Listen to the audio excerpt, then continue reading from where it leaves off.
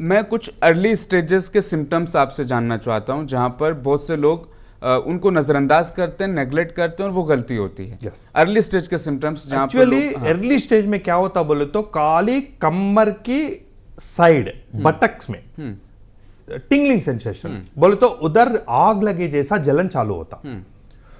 वो ज्यादा से ज्यादा आदमी दर्द बोलते, मगर दर्द नहीं है, आग लगे जैसा burning sensation, one type of burning sensation चालू होता। वो बर्निंग सेंसेशन चालू हो गई तो मेन वो प्रॉब्लम है सयाटिका का। वो क्या होता, थोड़ा रेडिएटिंग होती था नीचे तरफ, थोड़ा आदमी में क्या होता ताई रीजन तक चले जाता, और वैसी कंप्रेशन कंटिन्यू हो गई तो नीचे पांव तक चले जाता।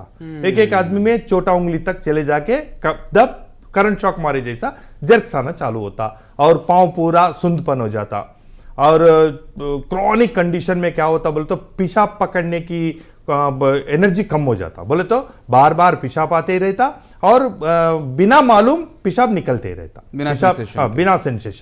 बिना सेंसेशन पेशाब भी निकल जाता और तो कभी कभी स्टूल भी पास हो जाते रहता। ये बहुत क्रॉनिक स्टेज, बोले तो नर्व पूरा कंप्रेस हो गया, सयाटिका नर्व पूरा कंप्रेस होने के बाद ये सिम्टम दिखाई देता।